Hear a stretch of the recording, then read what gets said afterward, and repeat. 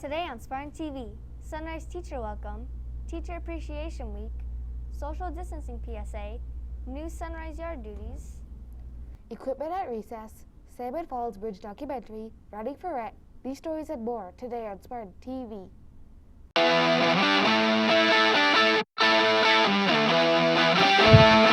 Live from Sunrise Elementary School, it's time for Spartan TV Home Edition.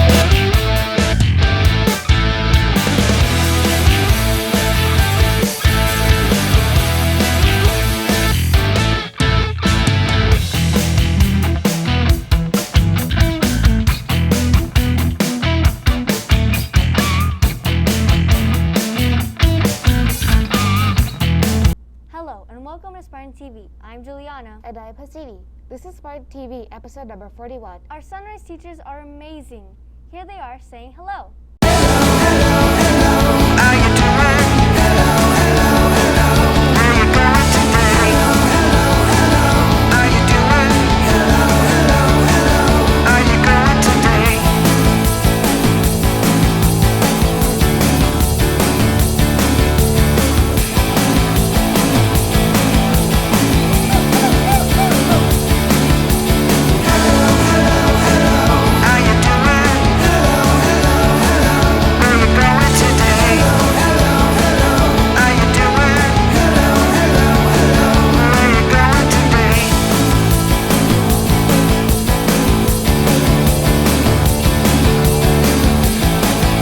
This week, we have celebrated our Sunrise teachers with Appreciation Week. The parking lot was covered with chalk messages welcoming the teachers as they drove into school.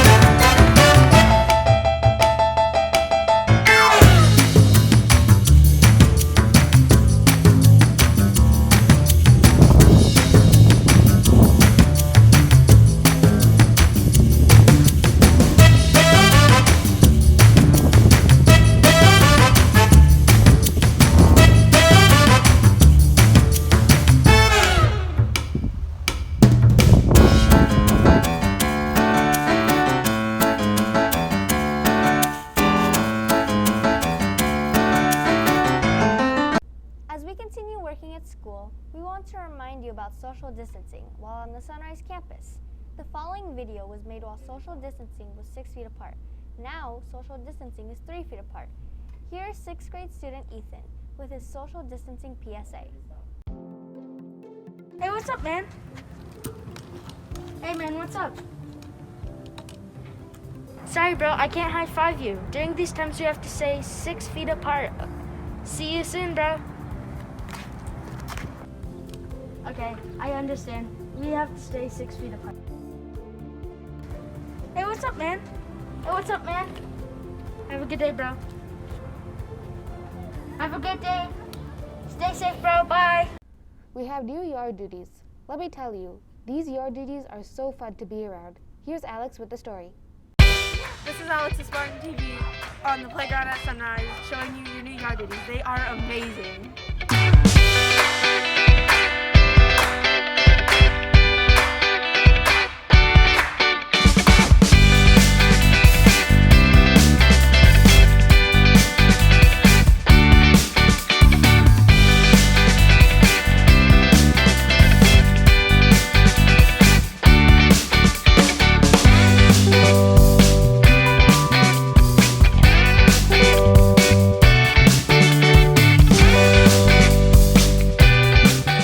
With your field report.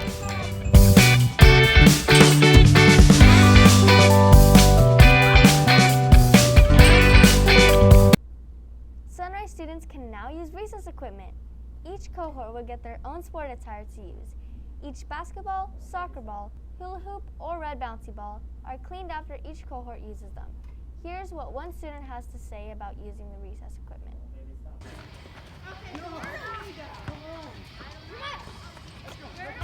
I'm super excited to be able to use equipment at the playground.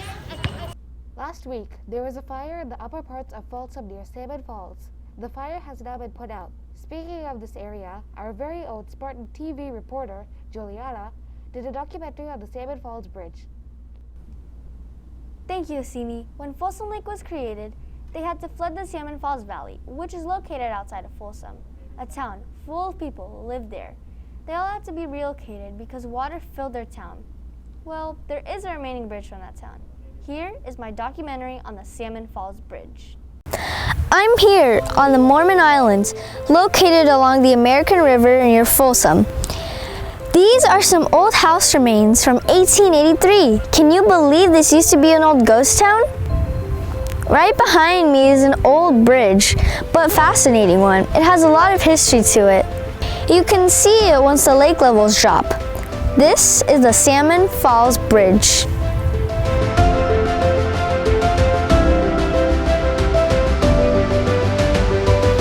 Why is this bridge here? How could a town be here underwater? Who used to live in these houses? In order to find more information about this town, I found Kevin Knaus, who is an author and researcher of the area. Thank you for your time here with us today. Thank you for inviting me. I was hiking with my mom along the shores of Folsom Lake, Mormon Island, and Salmon Falls trails, and we came across an old stone bridge across the river. It was amazing and so beautiful to look at. So I climbed all over it. Then it got me thinking, why is an old bridge here? I also noticed an old abandoned house foundations, or bricks. I started to do research on the area and came across the book you wrote. Hidden History Beneath Folsom Lake. In fourth grade, I learned all about the California Gold Rush. So I know there were small gatherings of people all over Folsom. But was there a town in this location before the gold rush? Or did this town occur because of the gold rush? If so, did the town have a name? There were probably, in terms of European people, there were some pioneers and people before 1848 that traveled through that area. But really, the area was populated by Native Americans. As you know, that's kind of a nice spot. It's kind of a wide spot by the river. So it would have been a good place for Native Americans to congregate, especially during the summer. And of course, Salmon Falls was where the salmon jumped over the waterfall. So what a great place to catch dinner. Do you know how many people used to live there? It's I've heard rumors of upwards of 3,000 people. The old stones look like house foundations. There are a few spots scattered all over the area with these bricks. Were those the remains of houses from the town you're talking about? Yeah, there were houses, there was a butcher shop, there was a livery stable, there was a little community there that was, more or less thriving. After the gold rush, you kind of ended. That most of the gold was all kind of scoured up by the mid 1850s. So it was just a small community, but it did have that road that went through it, and of course the bridge. And so there was some travelers that would stop there from time to time, and that kind of kept Salmon Falls going. When they started to build the Folsom Dam, the area had to be evacuated because they were going to stop the flow of water, and the Folsom Lake would fill up. Were there people living in the town when they were asked to leave? Oh, yes, there were still people there. The Army Corps of Engineers, it was the government agency that actually designed and built Folsom Dam and the reservoir, and they went through and they had to buy the property from all the people. But even more significantly, they had to disinter the people in the cemeteries. And if you go over to the Mormon Island Relocation Cemetery, I believe it's on Shadowfax, right, very close to Folsom, you will see some of the headstones that say relocated from Salmon Falls Cemetery. I can't thank you enough for your time today, Mr. Knaus. Thank you again for your time. After talking to Kevin Knaus, I continued to research the area. I was interested in the Salmon Falls town that used to reside here. After even more research, it took some time, but I found what I was looking for. A living resident of the area before the town filled up with water. This is Myrna Brown.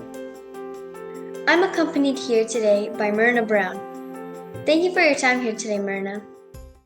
You're welcome. I have a few questions here. So, was the town called Salmon Falls Town or Mormon Island Town? Well, those were two different places that were settlements during when gold mining, gold was first discovered, and mining settlements were there. But by the time I lived there, those towns were pretty much gone. There were some falls. Salmon Falls got its name because there were some falls there, and the salmon would come up the American River, but they couldn't get up those falls because they were too high. So the people who lived there, the community, took dynamite and they made the falls so there were like 4 stair steps instead of one big falls, and the salmon could get up, and so they could get up and go further up the river. Little community was called Salmon Falls, and the bridge was Salmon Falls after the Salmon Falls. Can you tell me a little bit about your family?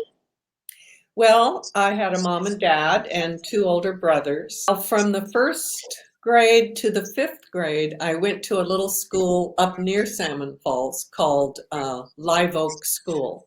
It was a little 1-room schoolhouse, and there were just a few kids there. In the 5th grade, there were only 4 of us going to that school, and we lived our place out on, do you know where Brown's Ravine is, out there by the lake?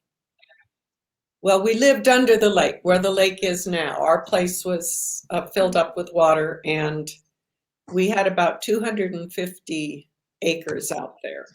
And my dad had a dairy, and we were about a quarter of a mile from the river, so we spent a lot of time on the American River in the summer. When the Folsom Dam was built, I assume you were told you had to leave your house. How many months did you have before the water filled the valley? We had years. They came, I was really little. I was probably about 8 when I heard my parents talking about the government coming to buy the property to make a dam. And but they started building the dam. We were there from like 1948 to 1951. So about 3 years we stayed while they were actually doing the construction of the dam. And then after we left some of our cows out there. We asked if it was okay that they just stayed out there and grazed until we could sell them all. And they said yes. So finally, I think in 1952, we actually moved into Folsom, and they started, the water started filling up, and it took a couple of years for that whole big lake to be full. What was the general feeling of your family and neighbors when you were told you had to leave? Well, people were pretty sad. There were some families out there. There was a Hoxie family and a Meddy family who had lived there. Their parents had lived there before them, and they fought it. They tried to, but my parents, being farmers, they knew that the dam was being put in for flood control because the river would flood downstream. It would flood all the farmers downstream. Even in Sacramento, the streets would flood. So they felt like it was a good reason to build a dam. But it was still sad. It was sad to leave our place, and but we did. Thank you for answering all of our questions here today. You're so welcome. I had an amazing time working with author Kevin Knaus, learning about the area. and to be able to talk to Myrna Brown, an actual resident who lived in the Salmon Falls town. I can imagine knowing I had to leave my house because it would be flooded by water. These remains of the Salmon Falls town is a gold mine of history. I plan to continue to research about the Salmon Falls town and bridge. Maybe someday, my town will have history that will be researched.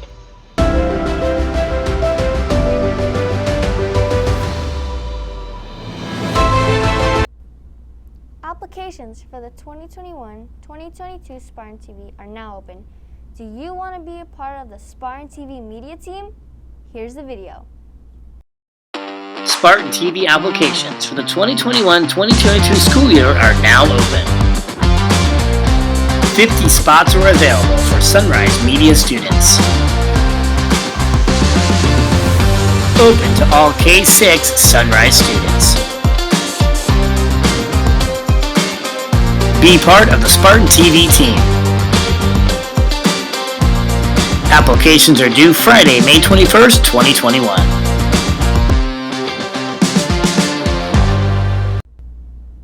The character trait of the month is respect. I'm Juliana.